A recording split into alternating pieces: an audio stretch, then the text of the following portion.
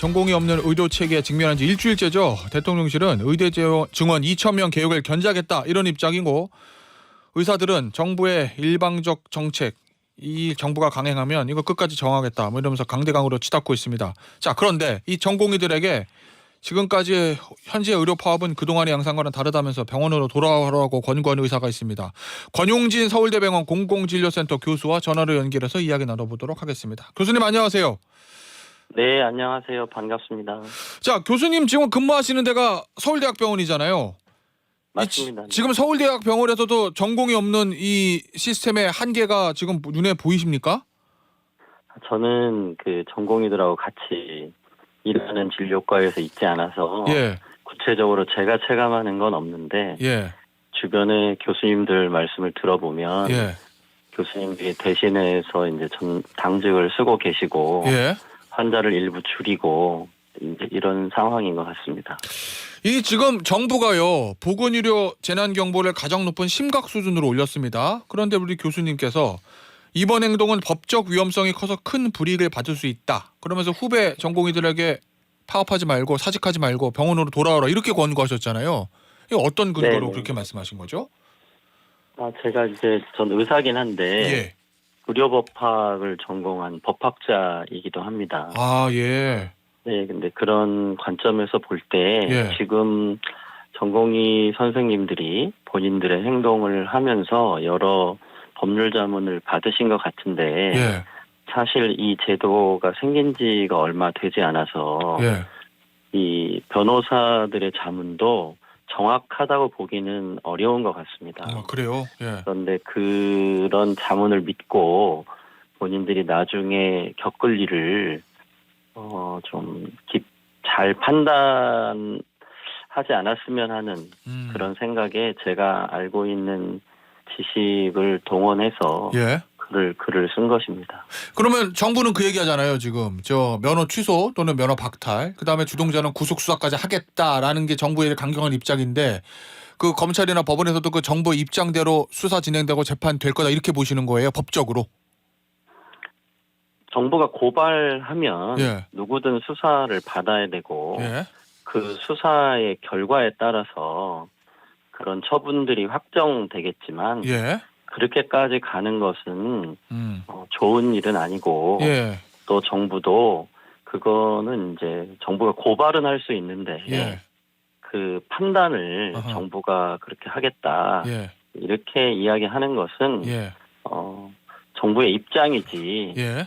그게 꼭 그렇게 된다 이렇게 보기는 어렵습니다. 알겠습니다. 자, 근데 교수님 제가 보니까 24년 전이면은 아마 의약분업된 것 같은데, 그때 의료 파업의 주역이셨다고 제가 알고 있거든요.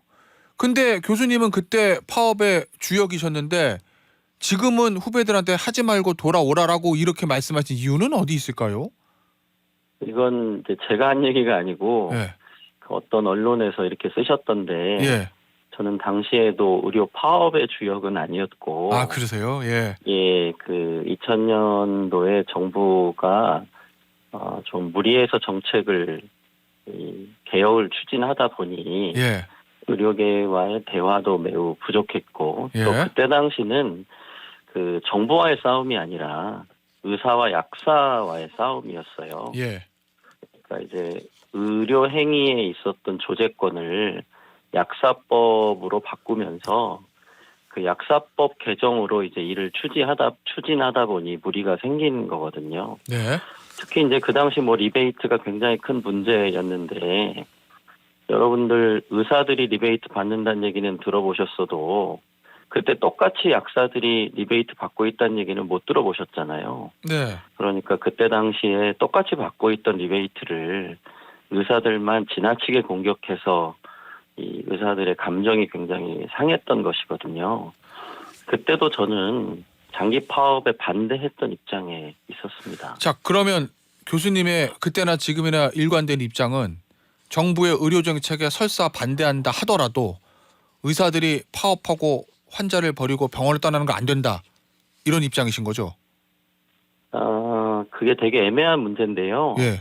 의사들도 자기의 직업으로 파업을 할 수 있다고 생각하고 예. 다른 나라들도 그렇게 하는 나라들이 있습니다. 예.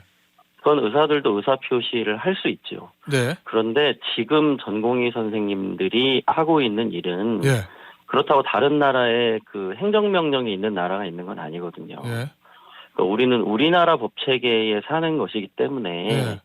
이 우리나라 법체계를 잘 알고 다른 나라와 다르게 우리나라 법이 한계를 가지고 있다는 거를 전공의들이 잘 알았으면 하는 마음에 쓴 글입니다. 그러면 피해를 오히려 전공의들이 법적으로 피해를 볼 수 있으니 그러니 돌아와라 이런 입장이시라는 거죠. 그렇죠. 왜냐하면 요즘 그 사회 전체가 예전처럼 뭐 아버지가 말한다고 듣고 예. 교수가 말한다고 듣고 그런 사회는 아니거든요. 그러면 교수님. 전공의 선생님들도 예. 자기 입장이 있고 예. 자기들이 판단을 해야 하는데 그 판단의 정보를 잘 제공해 주는 것이 알겠습니다. 선배의 입장이라고 생각해요. 자, 교수님, 그럼 만약에 가정적 상황이에요. 교수님 말씀하신 대로 우리나라 법체계가 그렇게 돼 있지 않아서 전공의들이 법적으로 피해볼 가능성이 전혀 없다. 이렇게 전제를 놓고 질문을 드리면 네. 전공의들의 지금 집단 사직 이건 정당한 겁니까? 아니요, 그렇지 않습니다. 그건 이제 윤리적인 문제잖아요. 예. 그 윤리적으로. 윤리적인 관점에서 봐도 네. 그 윤리적인 행동이 환자들에게 피해를 주지 않아야지 예. 환자들에게 피해를 주는 행동으로 행동을 하는 거는 불편을 줄 수는 있어도 예. 환자들에게 생사의 위협을 주는 행동 아하. 그런 행동은 어떤 형태로도 정당화될 수는 없습니다. 알겠습니다.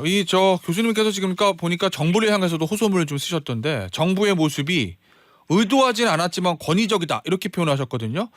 네. 이거 어떤 의미인 거죠? 우리 의료제도는 예. 산업화 민주화를 거치면서 크게 변화를 하지 않았어요. 예. 그러니까 아직도 정부의 권한이 너무 크고 예.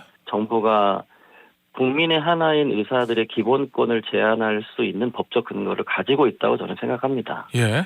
그럼에도 불구하고 의사들의 기본권을 제한할 때도 여러분이 공익을 위해서 기본권을 제한받을 수 있습니다.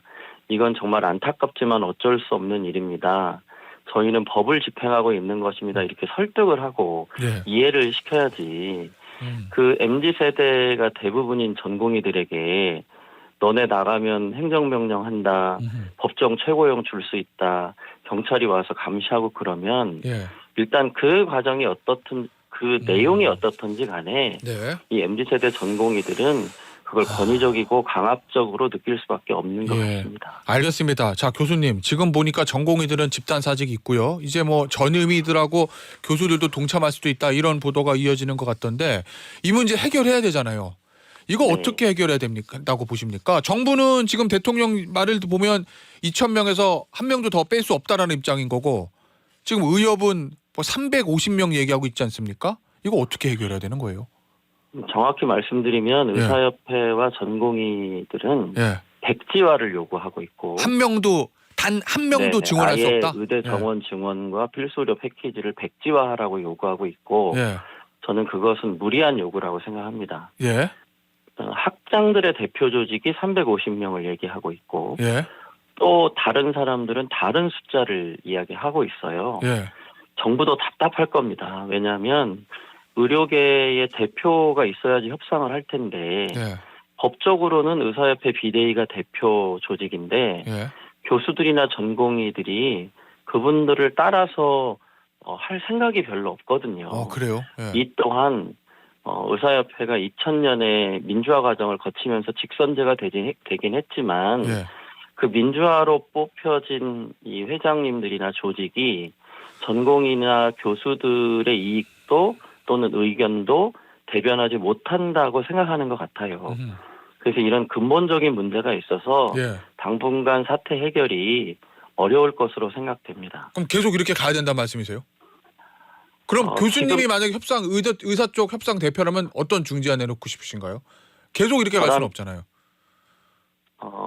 이 결과가 예. 협상의 결과가 전공의 전체를 복귀시킬 수 있을 것이다. 이거는 전혀 전공의들의 생각을 이해하지 못하는 것 같습니다. 예. 전공의들은 이 협상이 어떻게 되든지 간에 전부 복귀하지 않을 수 있습니다. 그분들이 예. 자기들의 인생을 위해서 빨리 나가서 돈 벌겠다 이러고 사직한 사람도 분명히 있기 때문에 예. 안 들어오는 사람들이 있다는 걸 전제로 병원이나 정부도 대책을 마련할 필요가 있고 예. 다만 현재 2,000명 증원이 학교가 감당하기에 바람직하냐 예. 이건 다른 논점이고 아, 현재 각 대학들이 의대를 유치하는 것이 예. 학교 발전에 도움이 된다, 수업료가 늘어난다 이런 입장에 따라서 의과대학 교수들의 의견보다는 운영하시는 재단이나 네. 본부의 입장에 따라서 정원 요청을 한 것 같아요. 이 알겠습니다. 부분은 이번 주에 대학과 총장님들이 보다 학교 상황들에 맞게 현실적인 논의를 하는 것이 바람직하고 알겠습니다. 그 결과가 나온다면 그 결과 이후에 벌어지는 상황은 거기에 맞게 감당을 하면서 준비를 해야 된다고 생각합니다. 알겠습니다. 오늘 말씀 여기서 마무리하도록 하겠습니다. 지금까지 권용진 서울대학교 병원 공공진료센터 교수였습니다. 감사합니다. 감사합니다.